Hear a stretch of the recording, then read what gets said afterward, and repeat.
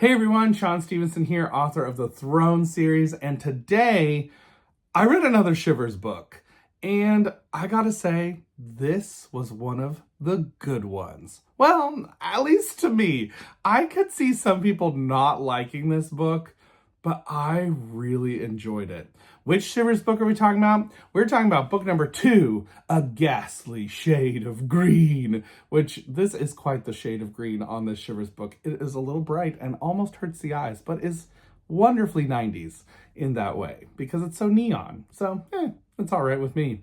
So Shivers is a book series, if you don't know, that is a Goosebumps knockoff series. It came out in the 90s, right after the hype of the Goosebumps series was going on, and so Shivers kind of wanted to capitalize on that whole Goosebump knockoff book craze by creating their own brand from MD Spenser called Shivers, which I gotta say, Shivers books are very, in my opinion, wildly uneven. Not unlike some Goosebumps books, though. There are some Goosebumps books that are like, what on earth were you doing, R.L. Stine? And in some Shivers books, I was wondering, M.D. Spenser, what on earth are you doing? There are some really intense ones, like The Curse of the New Kid. That is one of the most disturbing middle grade books I think I've ever read. It was very, very gruesome. And then you have other ones that were pretty good. I really enjoyed. So this one, is it one I enjoyed or one that I thought, Well, I gotta say a few things about this book. This book actually legitimately scared me. And that is no joke. The beginning of this book, when you are not quite sure exactly what's happening, is kind of terrifying. Jason and his little brother Timmy, who is 3 years old, and their mom are on their way from Kansas to the Everglades in Florida. And they're going to go spend a week there, which Jason was really hoping they would go to Orlando, to Disney World, but no such luck. Instead, they're going to the Everglades because his mom is a botanist. So she studies plants and she wants to go out to the Everglades because she has an idea. And when they get to the Everglades, they are staying in this little tiny shack that has like a couple of rooms, a bathroom, and a kitchen. And that is it. There's no lock on the front door, which that would bother me to begin with. But there's no lock on the front door, but there's no one for miles around. They have to drive down this super long dirt driveway to get to the cabin, and it's right on the swamp and the Everglades, and there's like jungle right around there. So it is a great setting to begin with because you have these characters all isolated. And then in the middle of the night, things begin to happen. A thud on the roof, a crack at the window. Is it the trees, or is there something out in the woods that is looking for them? This was so much fun, at least at the very, very beginning of this book. Not the very, very beginning, but like for the most of the book, I really enjoyed this one because it actually scared me. The scene where there's a noise on the roof was actually quite terrifying because Jason and his mom go outside to try and see, like in the middle of the night, like what's the noise, like what's making that sound, and they go out and they've got this little flashlight, and the way that MD Spenser describes it was excellent. It's like the little circle of light like moving across the roof, and as a reader I was just thinking, what are they gonna find? And I was feeling really tense when I was reading that scene in particular because I thought, what is going to happen? What is on this roof? Like, what's going on in the storyline? And then you come back inside and there's different things going on, and it was just a lot of fun. You also have this sequence where Jason and Timmy's mom leaves them alone at the cabin because she's going to go pick up an airboat that she's going to bring down the swamp back to where they are in the cabin. And them being alone, Jason, the main character's inner thoughts about this were excellent. I just kept thinking, wow, this is tapping into just such an interesting fear that I think a lot of people as kids had where you're being left alone for kind of like the first time sometimes. And maybe, for this, it's like amplified because he's in a strange place he doesn't know, but he's left to take care of his little brother Timmy. And as a reader of this kind of a book, you're thinking something bad is going to happen.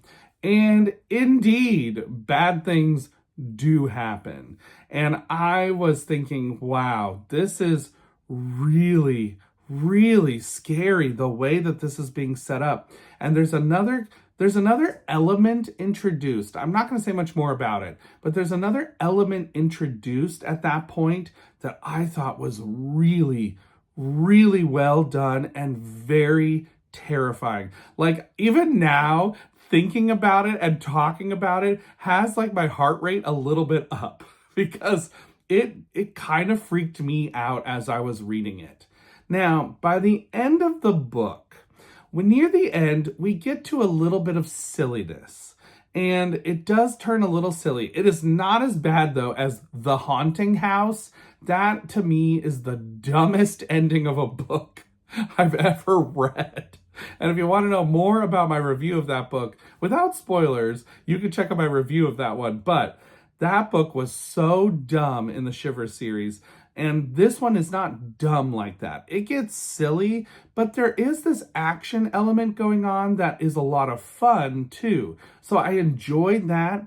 It is silly, like what's going on exactly, but I did enjoy the action pieces of that, and how they get out of the situation is pretty good. I thought was pretty good. Now, I gotta say though, I'm not gonna say what movies, and I'm not gonna say what shows, but there have been stories done like this one since this book came out. So if you go back and you're reading this book for the first time as an adult, you might be able to guess what's happening pretty quickly because of some of the films and shows that have a similar plot device going on.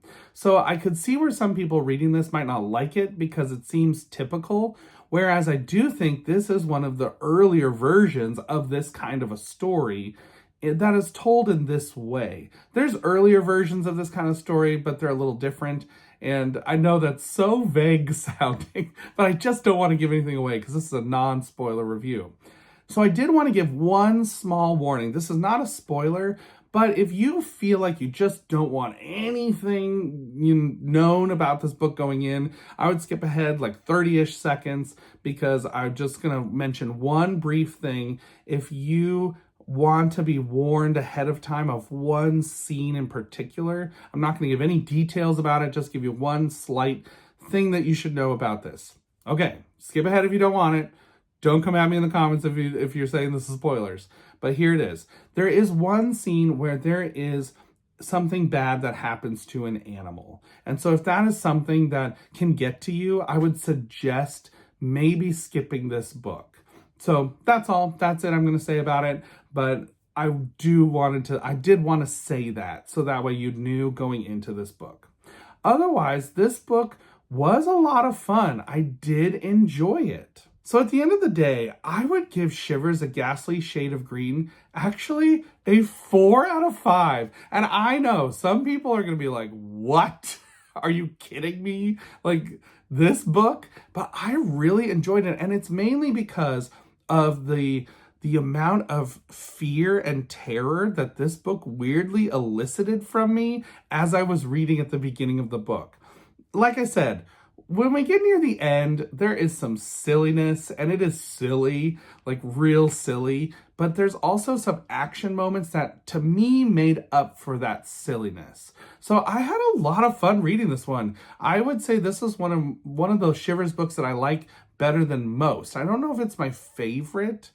I'm not sure about that yet, but I did really, really enjoy it. So if you're looking for something else and you've read Goosebumps and you want something else to scratch the itch of those spooky middle grade books, Shivers is not a bad choice to go take a look at. Some are real dumb, but this one was pretty fun.